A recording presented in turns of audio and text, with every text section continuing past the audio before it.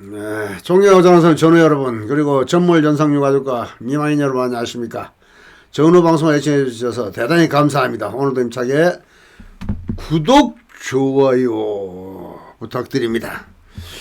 전후사의 현 실태를 심도 있게 분석하여 문제점을 도출하고 대책 방안을 강구하는 촉구하는 허심탄회 전후 방송의 허탄 BJ 박우입니다. 축성.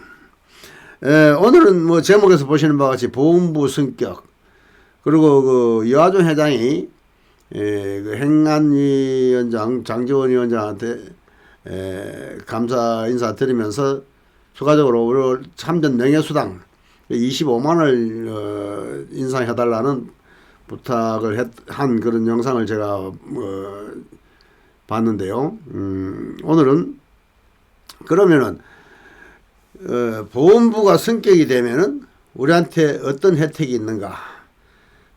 그거에 대해서 이제 지난번에 그 우리 이하주 회장이 저한테 그러더라고요. 보훈부 성격이 되면은 뭐 예산 문제라든지 모든 걸 좀 크게 보훈부에서 할 가능성이 있기 때문에 참전 명예수당 인상 문제라든지 이런 것들이 조금 더 유리하게 될 것이다 하는 뭐 불령도 발령할 수 있고 여러 가지 그런 것 때문에 했는데, 우리 이하종 회장께서 노력을 많이 하셨는데 사실은 그 보훈처장 입장에서는 조금 또 이 월참에 이하종 회장한테 신세를 진 것이 될까봐 조금 좀 대외적으로는 아닌 척하는 것 같아요.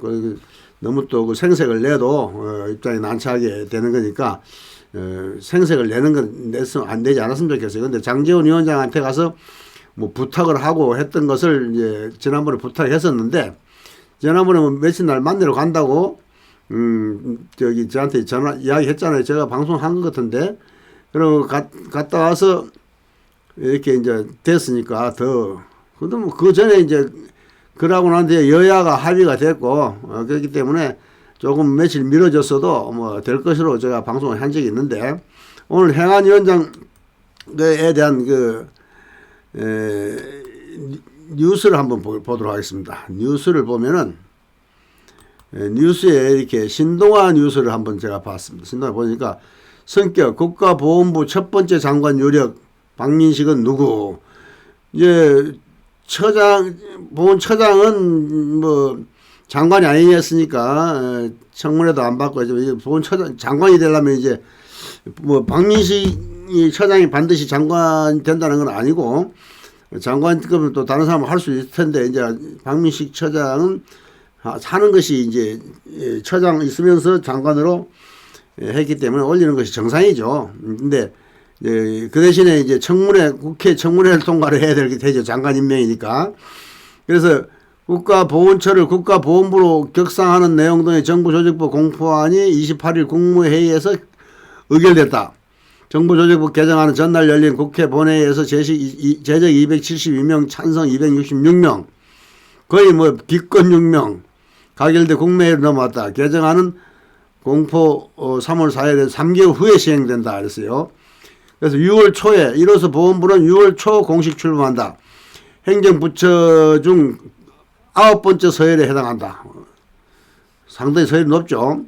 신설 보훈부는 문화체육관광부, 농림축산식품부, 산업통상자원부, 보건복지부, 환경부, 고용노동부, 여성가족부, 국토교통부, 해양수산부 중 중소벤처기업부보다 서열상 앞순위에 놓인다. 우리 또 윤석열 대통령이 보훈부를 굉장히 지금 앞세우고 계시죠. 현 보훈처의 전신은 1961년 창설된 군사원호청이다. 군사원호청은 1985년 1월 1일 국가보훈처로 변경했다. 이후 정권에 따라 보훈처장이 장관급과 차관급을 오고 갔다. 문재인 정부 초인 2017년 7월에는 정부조직부 개정에 따라 처부서지만 처장은 장관급 예우를 받는 것으로 정해졌다. 다만 국무위원이 아니어서 국무회의 심의 의결권과 독자적인 불령 발령권이 없었다. 지금 이제 부과되면은 국무회의 심의 의결권과 독자적인 불령 발령권이 있다는 얘기죠. 보훈부 장관이 되면 국무위원회 권한이 생기고 독자적 불행권도 행사할 수 있다. 현행 1실 5국 사과의 조직 규모도 커질 가능성이 높다. 보훈처의 위상도 그만큼 커지게 됐다. 그러니까 예산도 우리가 5조 얼마 됐던가?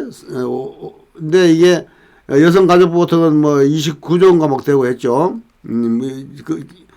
그 부가 되면은 예산도 늘어나는 걸로 그렇게 제가 방송한 기억이 나는데요. 내년부터는 뭐 좀 달라지겠죠.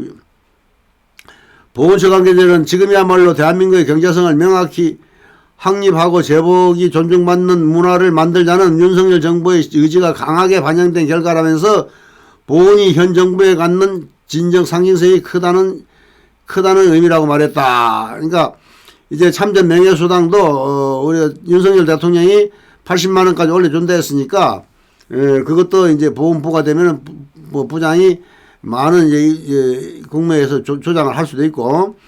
그래서 또 우리 이하준 회장이 이번에 그 장제원 그 행안위원장한테 보훈부 성격 감사 인사를 하면서 우리 참전 명예수당 25만 원 인상시켜달라. 일시불로 금년도에 일시적으로 25만 원, 그러니까 4만 원 올라서 39만 원인데 25만 원 하면은 59만 63만 원 되네. 63만 원 되나요? 64만 원 되네. 64만 원까지 되면은 얼마나 좋겠습니까? 그러고 나면은 총 29만 원 올라서 35만 원, 앞으로 한 6만 원, 내지 10만 원만 더 올리면은 한 70만 원 되죠. 70만 원 넘어가면은 웬만하면 괜찮을 것 같습니다만은. 보훈부 성격을 이뤄낸 박민식 보훈처장은 서울중앙지검 특수부 검사 출신이다. 사법연수원 25기로 윤석열 대통령의 2년 후배다.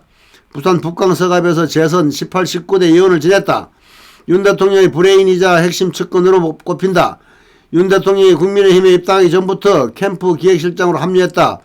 대통령 선거 때는 선거대책본부 전략기획실장을 맡았다. 대통령 당선인 특별보좌역을 거쳐 국가보훈처장에 지명됐다. 보훈부 성격은 박 처장의 오랜 소신이다. 지난해 6월 8일 그와 만난 보훈부 성격이 국회의원 시절부터 품은 소신인가라고 묻자 이런 답이 돌아왔다. 정무에 있을 때도 이런 말 많이 했다. 실질적으로 제대 군인은 전부 보훈정책의 대상이다. 우리 국민 중 1700만 명이 해당된다. 그런 조직을 처단위로 하는 것은 정부 구성 논리에 맞지 않다. 보훈이 국가 안보위와 국민 통합을 위해 많은 역할을 해야 한다는 점에서 부성격은 반드시 필요하다. 부성격은 보훈처의 오랜 수건 사업이기도 하다. 하지만 추진 동력이 약해 매번 무산됐다. 이번에는 국회 과반 의석을 가진 야당의 동의도 필요했다. 보훈처 내에서도 반신반의하는 목소리가 나왔다. 왜냐면 뭐 민주당이 169석이니까 참 어려울 텐데 이에 보훈부 성격 회장 확정 직후 박 처장의 역할론이 주목받는 분위기다. 우리 이하준 회장의 역할이 상당히 컸습니다. 사실은 눈에 보이지 않게끔 우리 지회장들이 전부 다 나서고 전 부처가 다 나섰는데 이거에 대해서 우리 감사 또 이렇게 너무 생색을 내면 이제 입장이 많지 않으니까 생색을 내면 안 되겠죠. 다 알고 있을 겁니다. 그렇게 보훈처 관계자는 부처를 만들려면 다른 부처도 설득해야 되고 하고 국회도 설득해야 하는 등 이해관계가 너무나도 많다면서 또 의지가 있다 해도 쉬운 일이 아닌데 박 처장이 추진력을 빼놓고는 설명할 수 없는 일이라고 했다. 박 처장이 국회를 수없이 오가면서 국회의장을 비롯해 여야를 막론하고 만남에 세일즈맨처럼 설득했다고 말했다. 박 처장이 열심히 했죠. 또 물론 이하준 회장 뒷받침도 많이 했지만은 따라서 초대 보훈부 장관에도 박 처장이 1순위로 거론된다. 국무위원이 되면 국무총리 제청을 거쳐 대통령에 의해 장관 후보자로 지명되는 절차를 거쳐야 한다. 자연히 국회 인사청문회 대상이 된다. 별다른 변수가 없다면 정부조직법 시행 전 윤 대통령이 박 처장을 장관 후보자로 지명할 것으로 보인다. 짝짝짝짝. 어떻습니까? 저는 여러분.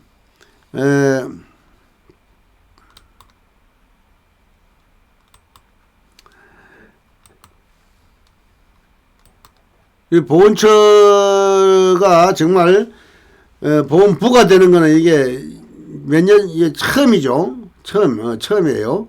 우리 윤석열 대통령한테 저는 우선 감사드리고 싶어요. 윤석열 대통령이 취임하면서부터 보건에 대한 그 중요성을 제복 입은 근무자들 존중하는 사회 이거에 대해서 계속 강조한 거는 그만큼 그 보건에 대한 관심이 많다는 얘기를 특히 제복 안 입은 뭐 민주화 유공자들에 대한 예우를 지금까지 중시했는 데 비해서 우리 윤석열 대통령은 제복 입은 유공자, 제복 입은 국가유공자에 대해서 관심을 가졌다는 거. 이거 굉장히 말은 쉽지만은 정말 처음 듣는 얘기죠. 윤석열 대통령만이 할 수 있는 얘기죠. 지금까지 제복 입은 유공자라는 말을 처음 쓴 걸로 보여요. 정말 윤석열 대통령의 그 말 한마디가 제복 입은 유공자, 또 이번에 그 건설 노조 이런데 건폭 단속, 건폭 근절 뭐 이렇게 건설 폭력배, 건설 폭해 뭐 이런 거 근절 이런 거는 정말 아주 여러 가지로 대통령 정치를 수십 년씩 한 사람보다도 아주 그 박정희 대통령을 연상케 하는 그런 좋은 대통령이 아닌가 싶습니다. 근데 이번에 마지막으로 제가 한 가지 좀 말씀드리고 싶은 거는 이제 당대표 선거에 우리가 전우들이 우리가 책임당원에 가입을 많이 좀 하라고 그랬는데 책임당원에 많이 가입을 했을 거예요.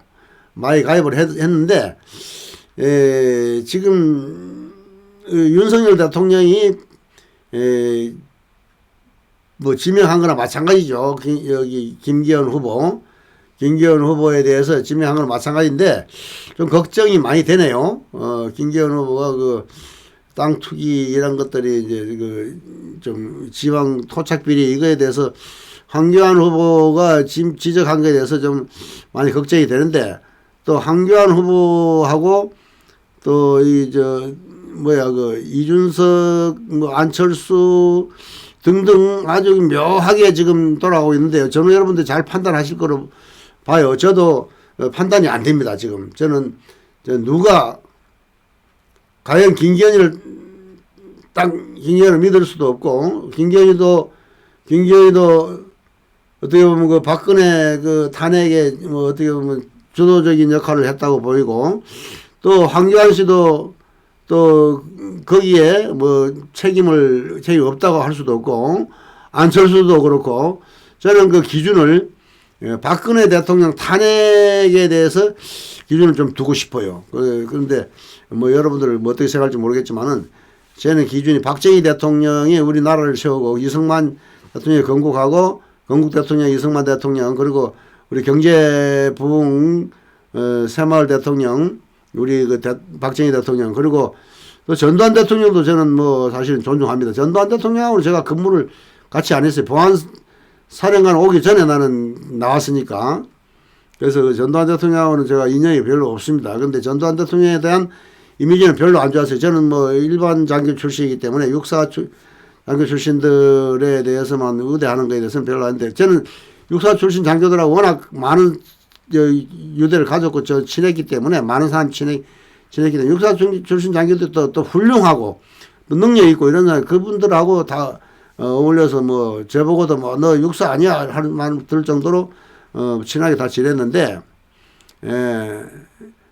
하여튼 전두환 대통령도 저는 존중해요. 전두환 대통령 존중하고 제가 좀 뭐라 할까 좀 비판한다 할까 하면은 김영삼 대통령부터가 좀 문제가 되지 않았느냐 이렇게 생각해요. 김영삼 대통령이 가장 우리 자유우방 자유민주주의를 깨뜨린 가장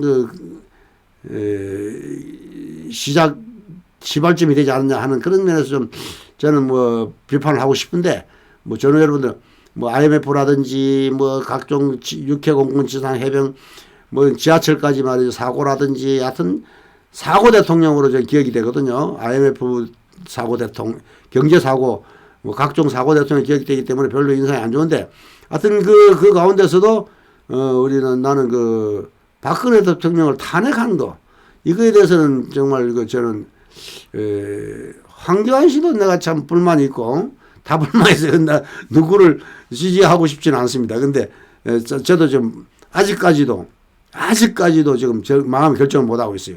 제가 이게 뭐 핸드폰에 뭐 이렇게 뭐 들어오는 거 보면 난 뭐 여기 들어오는 거 한번 내가 들어보고 싶은데 저는 아직까지도 좀 결정을 못 하고 있습니다. 저는 여러분들도 아마 갈팡질팡 할 거예요. 그러나 우리 윤석열 대통령이 무엇을 원하는가 이거에 좀 중점을 두는데 윤석열 대통령이 과연 김기현 후보에 대해서 확신을 주느냐. 근데 김기현 후보에 대해서도 뭔가 깊은 생각을 하고 다른 생각을 하고 있지 않냐 하는 그런 거 의심을 하고 있지 않냐. 그리고 김기현이가 되면 또 우리 윤석열 대통령을 탄핵하지 않을까 하는 불안감. 뭐 이런 것들이 저는 사실 좀 엄습하고 있어요. 왜냐하면은 김기현 씨가 내가 한 가지 의심하는 거 이준석이하고 친했다는 거, 이준석이를 끝까지 보호했다는 거 이것이 좀 찝찝하고 그래요. 그게 저는 지금 아직까지 판단을 못하고 있어요. 김기현 씨에 대해서 윤석열 대통령이 말했으니까 윤석열 대통령의 의중이라고 생각은 하는데 설마 의중이겠나 하는 의심도 들어요. 조금 더 보고 아직까지 3월 8일 시간이 있기 때문에 3월 7일까지도 저는 확신을 못 가질 것 같아요. 찍는 그때까지도 확신이 가졌으면 좋겠어요. 저는 여러분들도 어떤 잘 신중하게 판단하시고 우리나라 윤석열 대통령을 과연 누가 보호할 것인가? 또 박근혜 대통령이 배신하듯이 또 배신해가지고 저기 민주당하고 이게 가가지고 이게 김무성식으로 말이죠. 탄핵에 동조할 것인가 하는 불안감이 좀 엄습하는데 그거에 대해서 좀 저는 여러분의 많은 댓글, 건의, 의견 부탁드리겠습니다.